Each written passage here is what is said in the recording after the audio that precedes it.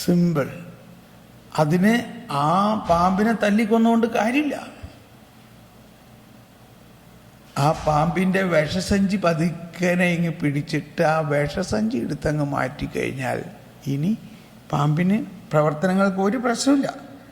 പാമ്പ് നമ്മൾ ഉമ്മ വയ്ക്കും.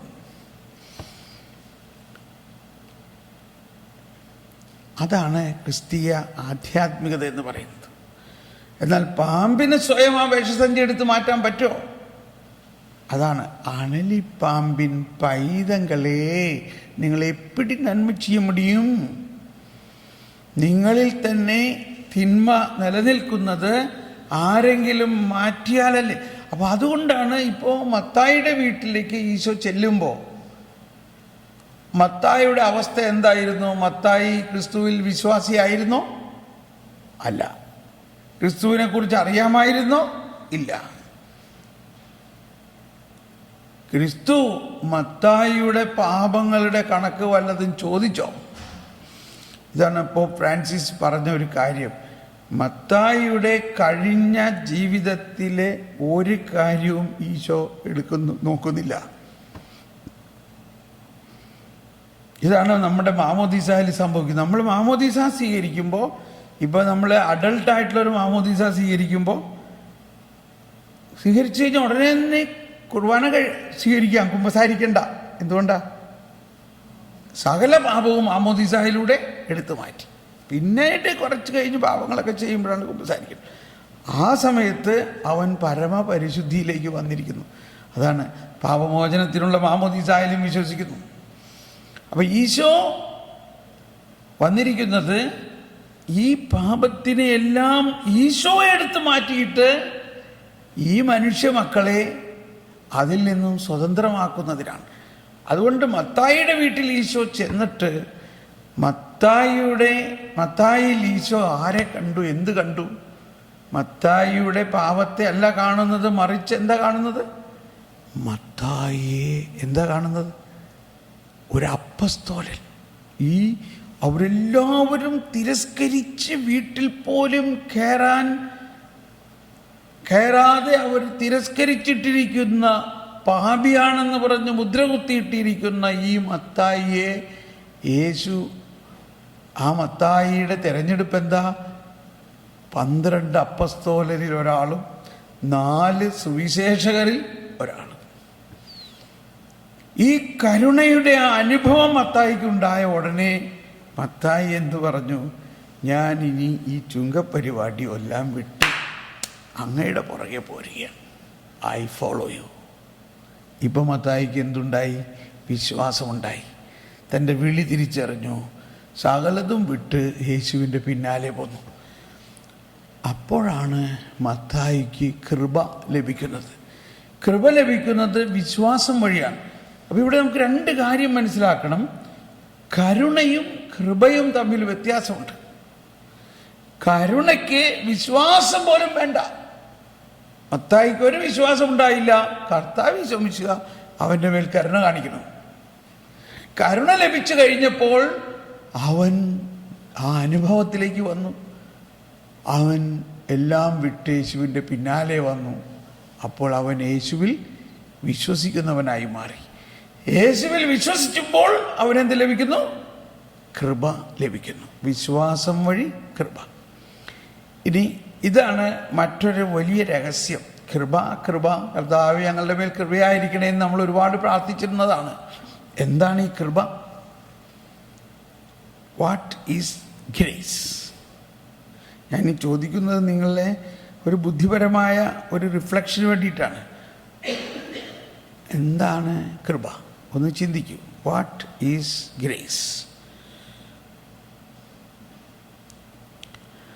അപ്പോൾ കൃപ എന്നത് ഇതാ, ശ്രദ്ധിക്കണം.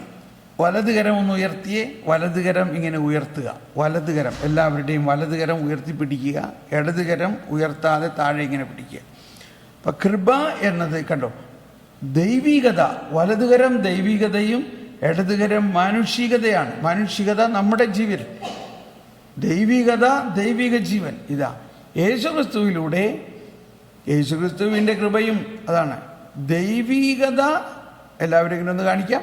ദൈവികത ഹലോ, മാനുഷികതയിൽ ഇങ്ങനെ ഇങ്ങനെ ലയിക്കുന്നു. കൈവിടരുത്, ഇങ്ങനെ ഇങ്ങനെ പിടിക്കുക. ദൈവീകത മാനുഷികതയിൽ ലയിക്കുമ്പോൾ എന്ത് സംഭവിക്കുന്നു? ഈ മാനുഷികതയ്ക്ക് എന്ത് സംഭവിക്കുന്നു? അത് ദൈവീകരിക്കപ്പെടുന്നു. മനസ്സിലായോ? അതാണ് ഈശോ നമ്മളിലേക്ക് ചെയ്യുന്നത്. കർത്താവേ ഞങ്ങളുടെ മേൽ കൃപയുണ്ടാകണേ എന്ന് പറഞ്ഞാൽ ഒന്നുകൂടി ദൈവിക ജീവൻ മാനുഷിക ജീവനിൽ ലയിച്ച് ഈ മനുഷ്യന്റെ അവസ്ഥയെ രൂപാന്തരപ്പെടുത്തി അവനെ പുതിയ സൃഷ്ടിയാക്കി അവന് ദൈവമാക്കി മാറ്റുന്നു, അഥവാ ദൈവമക്കളാക്കി മാറ്റുന്നു. ഇപ്പം നമ്മൾ ആരാ? ദൈവമക്കളായി. എന്തുകൊണ്ട് നമ്മൾ ദൈവമക്കളായി? ഈ കൃപ നമ്മളിലേക്ക് ലയിച്ചു. എങ്ങനെ ലയിച്ചു? യേശുക്രിസ്തുവിലുള്ള വിശ്വാസം വഴി, മാമോദീസായിലൂടെ, സൈര്യലേപനത്തിലൂടെ, വിശുദ്ധ കുർബാനയിലൂടെ. ഇനി വിശുദ്ധ കുർബാനയിലെ ഓരോ പ്രാർത്ഥനകൾ നോക്കി. നമ്മെ ജീവിപ്പിക്കുന്ന കർത്താവ് ഈശോ മിശിഹായുടെ കൃപാവരം അവിടുത്തെ കാരുണ്യത്താൽ നാം എല്ലാവരിലും സമ്പൂർണ്ണമാകട്ടെ. കണ്ടോ? ഒന്നുകൂടി എല്ലാവരും കരം ഉയർത്തിയൊന്നു കാണിച്ച്. നമ്മെ ജീവിപ്പിക്കുന്ന കർത്താവ് ഈശോ മിശിഹായുടെ കൃപാവരം അവിടുത്തെ കാരുണ്യത്താൽ നാം എല്ലാവരിലും സമ്പൂർണ്ണം. സമ്പൂർണ്ണം എന്ന് പറഞ്ഞാൽ നമ്മൾക്ക് ഈ കൃപ കിട്ടുന്നത് ഒരു 10%ഓ 20%ഓ അല്ല, 100% ആണ്. അതിനെ കുറയ്ക്കാനോ കൂട്ടാനോ പറ്റില്ല.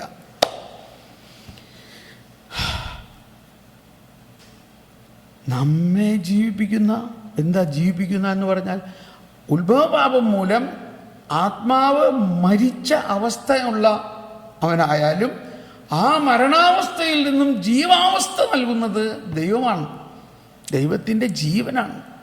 അപ്പോൾ ദൈവീക ജീവനിൽ നമ്മെ പങ്കുകാരാക്കാൻ വേണ്ടി അങ്ങ് ഞങ്ങളുടെ മനുഷ്യ സ്വഭാവം സ്വീകരിച്ചു. കണ്ടോ? ഇല്ലേ? ദൈവീക ജീവനിൽ നമ്മെ പങ്കുകാരാക്കാൻ വേണ്ടി അങ്ങ് ഞങ്ങളുടെ മനുഷ്യ സ്വഭാവം സ്വീകരിച്ചു. അപ്പോൾ ദൈവീക ജീവനിൽ നമ്മൾ പങ്കുകാരാക്കാൻ വേണ്ടി ഈശോ ഇതൊക്കെ ചെയ്തു. ഇപ്പോൾ നമ്മുടെ അവസ്ഥ എന്താ? നമ്മൾ ഓൾറെഡി ആണോ? ഡൺ ആണോ? നമ്മളിപ്പോൾ ഓൾറെഡി ഡൺ. ഓൾറെഡി ഈ ദൈവിക ജീവൻ്റെ പുണ്യപൂർണതയിലാണ് നമ്മൾ. എന്നിട്ട് എന്താ നമുക്ക് അതിൻ്റെ അനുഭവമില്ലാത്തത്?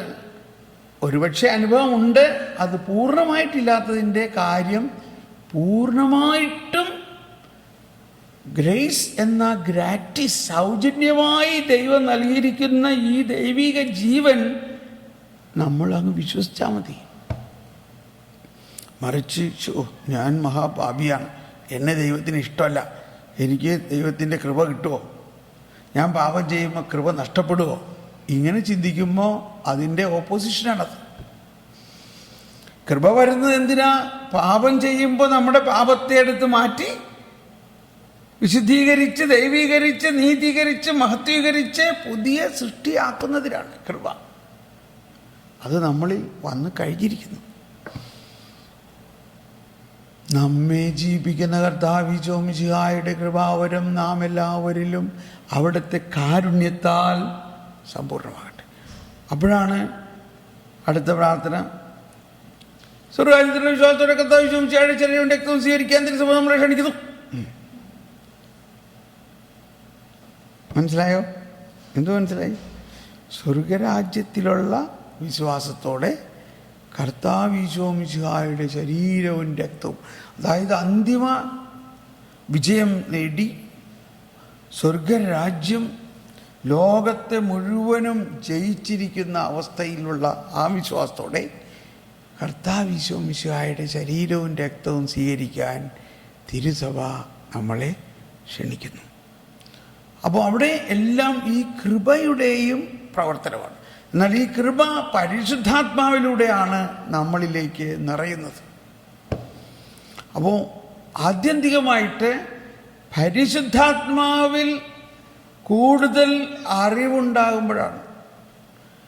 നമ്മൾ പാപം ചെയ്യുമ്പോൾ പരിശുദ്ധാത്മാവ് നമ്മളെ വിട്ടു പോകുമെന്ന് വിചാരിക്കുകയാണെങ്കിൽ പരിശുദ്ധാത്മാവിനെ കുറിച്ച് അറിവില്ലായ്മയാണ്. ഇവിടെയും ജോൺ പോൾ രണ്ടാമൻ അതിനെക്കുറിച്ച് പഠിപ്പിക്കുന്നതിൽ നമ്മുടെ വലിയ വിശ്വാസ പ്രമാണത്തിൻ്റെ ഒരു ഭാഗം എന്താ? പിതാവിനും പുത്രനും സമനായവനും പിതാവിനോടും പുത്രനോടുമൊപ്പം ആരാധിക്കപ്പെടുന്നവനും പിതാവിൽ പുത്രനിൽ നിന്ന് ഉത്ഭവിക്കുന്നവനും കർത്താവും ജീവദാതാവുമായ പരിശുദ്ധാത്മാവിൽ നമ്മൾ വിശ്വസിക്കുന്നു എന്നാണ്. പിതാവിനോടും പുത്രനോടുമൊപ്പം ആരാധിക്കപ്പെടുന്നവൻ, പിതാവിനും പുത്രനും സമനായവൻ, പിതാവിൽ നിന്നും പുത്രനിൽ നിന്നും ഉത്ഭവിക്കുന്നവനും പ്രവാചകരിലൂടെ സംസാരിച്ചവനും കർത്താവും ജീവദാതാവുമായ പരിശുദ്ധാത്മാവിലും ഞാൻ വിശ്വസിക്കുന്നു. ആ പരിശുദ്ധാത്മാവ് നമ്മളിൽ തന്നെ ഉണ്ട്. നമുക്കൊന്നിങ്ങനെ പ്രാർത്ഥിക്കാം. എന്നിൽ വസിക്കുന്ന പരിശുദ്ധാത്മാവേ, ജ്ഞാനം നൽകണമേ, കൃപ ചൊരിയണമേ, കൃപയുടെ പൂർണ്ണ അനുഭവം ഉണ്ടാകണമേ. എന്നിൽ വസിക്കുന്ന പരിശുദ്ധാത്മാവേ, എനിക്ക് ജ്ഞാനം നൽകണമേ, ദൈവത്തെക്കുറിച്ചുള്ള ജ്ഞാനം നൽകണമേ, പരിശുദ്ധാത്മാവിനെ കുറിച്ച് തന്നെയുള്ള ജ്ഞാനം നൽകണമേ. ഓ പരിശുദ്ധാത്മാവേ, എന്നിൽ നിറഞ്ഞു കവിഞ്ഞൊഴുകണമേ, എൻ്റെ ഉൾക്കണ്ണുകൾ തുറക്കണമേ, എന്നിലുള്ള അജ്ഞത അകറ്റണമേ. എൻ്റെ അറിവ് ഒരെള്ളോളമെങ്കിൽ എനിക്കിനി അറിയാനുള്ളത് ഒരു കടലോളമുണ്ട്. ആമേൻ.